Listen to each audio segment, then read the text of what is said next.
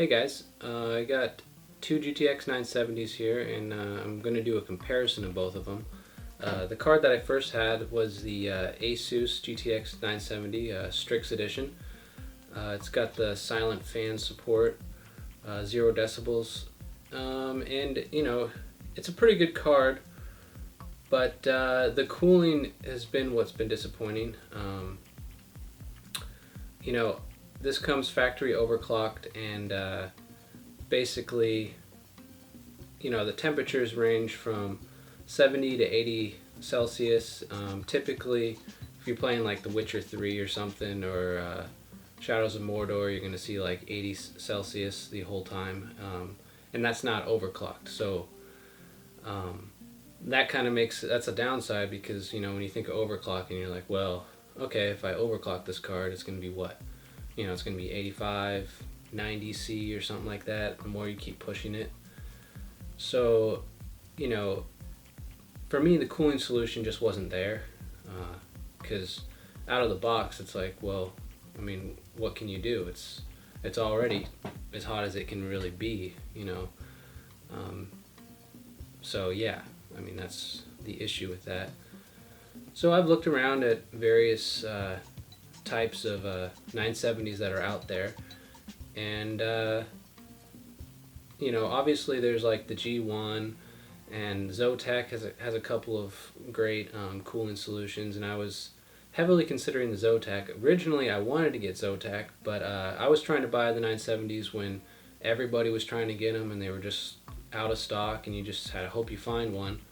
So I found the Strix edition, and I was like, well, I'll give this a shot and see how it goes. And it's obviously a good card, and it performs pretty much the same as any 970, same PCB, so it doesn't really matter. But it just gets really hot. You could kick up the fans, but I like to keep my GPUs quiet. Okay, lost my train of thought. But what I like to do is I like to lock my fan speed, and I don't really like to get it that high. Most people talk about setting it at 60, 70, 80%. On MSI Afterburner, I put it at about like 40% and not higher. Maybe 50%. But, given it could probably be a bit cooler if I increase the fan speed to, 70% or whatever, but I lock mine at 40, and those were the temperatures I typically got, was 70, 80, around there, which is to be expected, but I would think that's more expected once you've overclocked it. That was just stock, is what it was like. Anyway, I told you guys about the G1 and Zotac, and obviously those are great coolers, and I was going to actually probably get one of those, and I decided not to, and I stumbled upon this Inno 3D card. It's got 4 fans, which is pretty ridiculous. Little one over here on the top. And the reason why I decided to get it was really for experimentation, and nobody's talked about this card. You can't even find it, really. I was looking online for it, and there's a couple various YouTube videos that skim over and really don't talk about it at all. And none of the stores had it, Newegg, Amazon. But I stumbled upon it on eBay for, it's a pricey card. It was like $380 for a 970, but so I figured I'd give it a shot, and it happened to be in a warehouse up in Renton, Washington, which is really close to where I live, so I thought, oh, I guess it's just destiny. I'm meant to buy this card. And yeah, so I got it, and I wanted to make this comparison video and see who outperforms who. So yeah. So I'm going to benchmark these cards with just a few games and see how they perform together. I'm only going to run the games in 4K. I don't really see a point in doing 1080p or 1440p. I got a 4K monitor now. I got it at a good price, $340, which is a great deal. I got a coupon that got me $150 off a $500 monitor. Anyway, so obviously these games struggle. Obviously these cards really struggle at 4K. I mean, that's a given, but they do pretty solid. They do a lot better than people give them credit for, and you know, you can just tell by the benchmarks in 4K. If they're doing that in 4K, well, you know, they're going to do better in 1440p, and they'll also do better in 1080p, obviously. So we can take a look at the main thing I want to see is the temperature difference, because this is a hot card. I want to see how this performs and see if it's cooler. I would suspect that it would be cooler. It's got 3 fans on the side and it's got a little tiny one on the top. So I figure it's going to provide better cooling. I've had a better success with triple fan graphics cards in the past. I also have a 7970 gigabyte edition with the triple fan with the WindForce cooler, and that card at stock never goes above 60, and I mean that's amazing. So then you got 10C or higher to overclock it, which gives you a lot of headroom, which is great. So one other thing I wanted to mention is people make a big fuss about, you know, higher resolutions, 4K and all that, and say that, you know, you need more VRAM. Well, from my experience, that's complete nonsense. I've got The Witcher 3, and when I run, well, I actually looked online for this, but I've run The Witcher 3 in 4K, and RAM's never an issue. The issue is the cards are too slow. That's the only issue. And I've seen proof of it online where there's been somebody who maxes out 4K on The Witcher 3, and the most VRAM it uses is 3 gigs. Well, the 970 has 3.5 gigs of quality VRAM, and then the other half that is slower. But anyways, you know, you're maxing out The Witcher 3 in 4K, and you still have enough VRAM to play one of the most demanding video games there is in games. So I mean, clearly, 3 gigs, you know, is enough for 4K. That is, you know, people make way too big of a fuss out of VRAM right now. The issue right now is cards are too slow.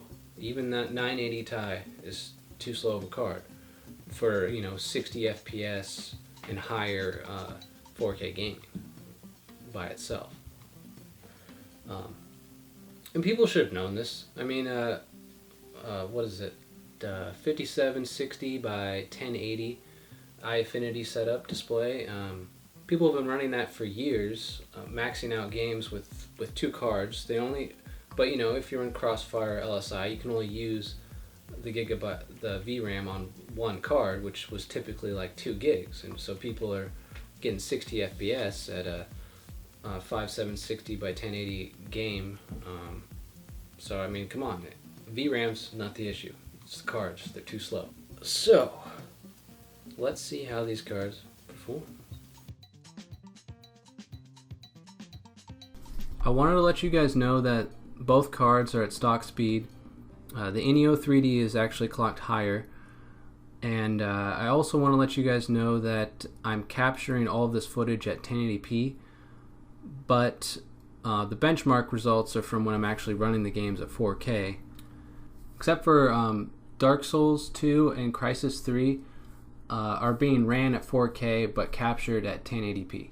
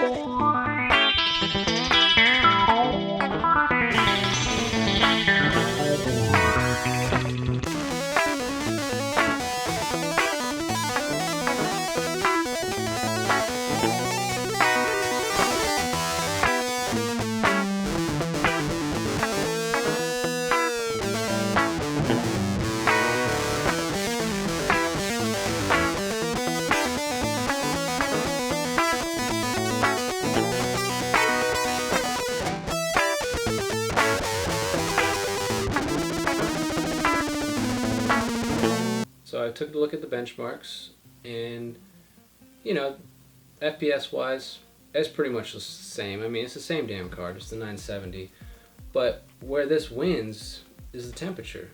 I mean, this thing, you'll be lucky to go over 60. It's normally going to be at like, if you're pushing this card to the max, it's probably going to be at like 55C. You know, maximum 55C. Maximum here, 79C. I mean, come on. I mean, that's 20. That's 20 Celsius difference. It's just, the cooling on this just doesn't get it done. You know, the only reason I could recommend this is you're buying it and you're like, I just want to use stock speed and I'm not going to touch it, and it will run fine. It'll get the job done. Obviously, it'll dominate 1080p. It'll do good in 1440p, and if you're fine with lower frames, 4K, it will work. You know, the thing about these 970s is that they can run almost any game at 4K at 30 FPS, which a lot of people say isn't good enough. At the same time, it runs the majority of games maxed out at 4K at 60 FPS. Like a game like Dark Souls 2. It's maxed out. It was in the benchmark, and yeah, I mean, you max the game out, you get 60 frames per second at 4K. So to say 4K is just not here is just not true. It's not here for a couple AAA games that frankly aren't that good normally. I mean, besides like The Witcher 3, which is a good game, but I mean, a lot of the new demanding games are not that good. So, as I was saying before,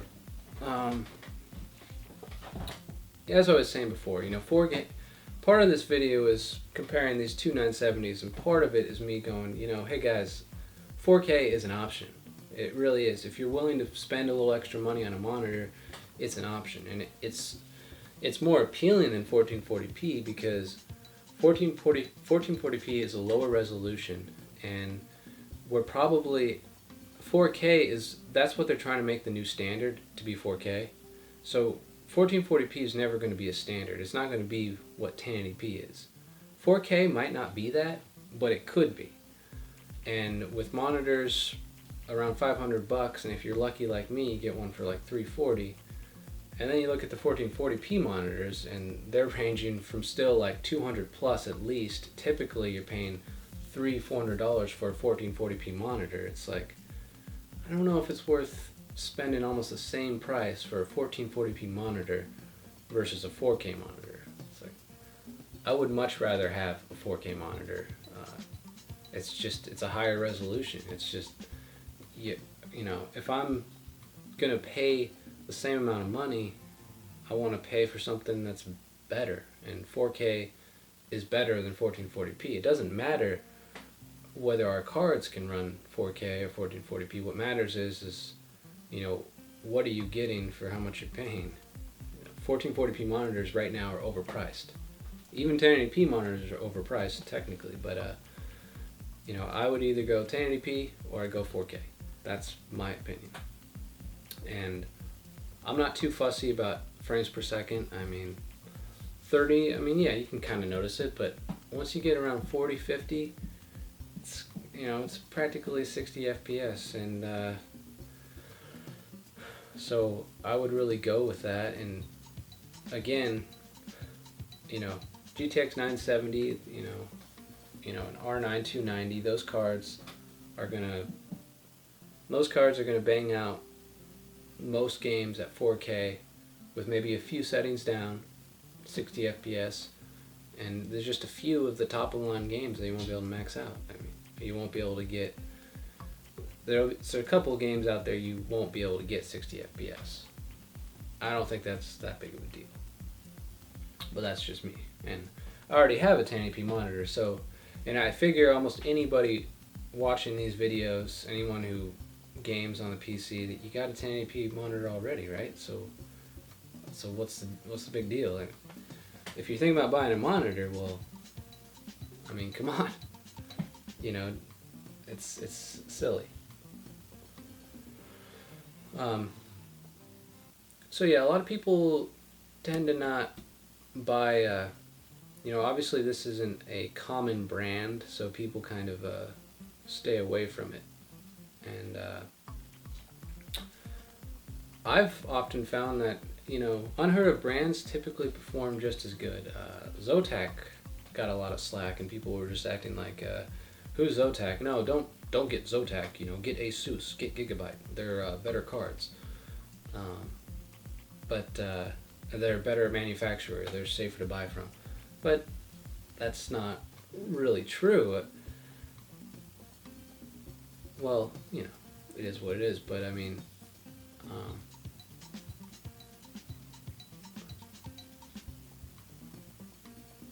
I'm spaced out right now. I don't know what it is that I'm thinking. No, but so, normally when people recommend manufacturers, they normally say, go with the safe brand, go with Asus, go with Gigabyte, MSI, things like that. But a lot of the times I find brands you never heard of turn out to be pretty solid and pretty good. Zotac's a really good example. Zotac was kind of like an unknown brand, and everyone's like, well, don't get a Zotac. They're quality control. I wouldn't risk that.